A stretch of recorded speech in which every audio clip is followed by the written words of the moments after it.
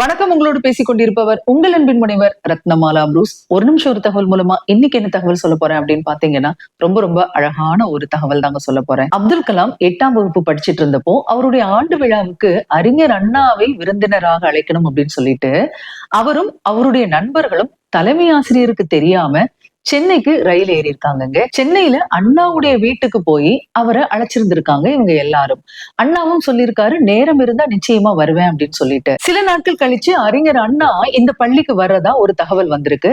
தலைமை ஆசிரியருக்கு ஒண்ணுமே புரியல, எப்படி இதெல்லாம் நடக்குது அப்படின்னு சொல்லிட்டு. அதுக்கப்புறமா கலாமும் அவருடைய நண்பர்களும் நடந்ததை சொல்லியிருக்காங்க தலைமை ஆசிரியர் கிட்ட. முதல்ல கோபப்பட்டிருந்திருக்காரு தலைமை ஆசிரியர், எனக்கு தெரியாம இந்த மாதிரி எல்லாம் செய்யக்கூடாது அப்படின்னு சொல்லிட்டு.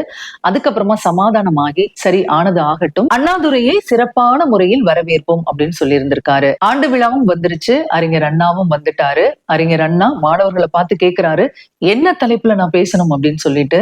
மாணவர்களும் ரொம்ப உற்சாகமா நதிகள் பத்தி பேசுங்க அப்படின்னு சொன்னாங்களாம். அறிஞர் அண்ணாவுடைய பேச்சும் நதிகள் அப்படின்ற தலைப்புக்கு ஏத்த மாதிரி மடை திறந்த வெள்ளமா பாஞ்சிருக்குங்க. அந்த 1.5 மணி நேர பேச்சிலையும் இந்தியா, ரஷ்யா, சீனா, அமெரிக்கா மற்றும் சிந்து சமவெளி நாகரிகம் அப்படின்னு சொல்லி ஒட்டுமொத்த உலகத்தையும் நதிநீரின் அவசியத்தையும் ரொம்ப அழகா பேசியிருக்காருங்க அறிஞர் அண்ணா. அறிஞர் அண்ணா பேசின அந்த கணத்துலதான் அப்துல் கலாமுடைய மனசுல நதிநீரின் அவசியமும் பங்கீடும் அதனுடைய இணைப்பும் அதனுடைய முக்கியத்துவமும் ஆழமா பதிஞ்சிருந்திருக்கு. பின்னாட்கள்ல அப்துல் கலாம் நதிநீர் இணைப்பு பத்தி பேசுறதுக்கு அறிஞர் அண்ணாவுடைய பேச்சு ஒரு மிக முக்கியமான அடித்தளத்தை அமைத்து கொடுத்தது அப்படின்னு சொன்னா அது மிக கிடையாதுங்க. இந்த தகவலோட இன்னைக்கு விடைபெறேன். புதிய தகவலோட மீண்டும் சந்திக்கிறேன். நன்றி, வணக்கம்.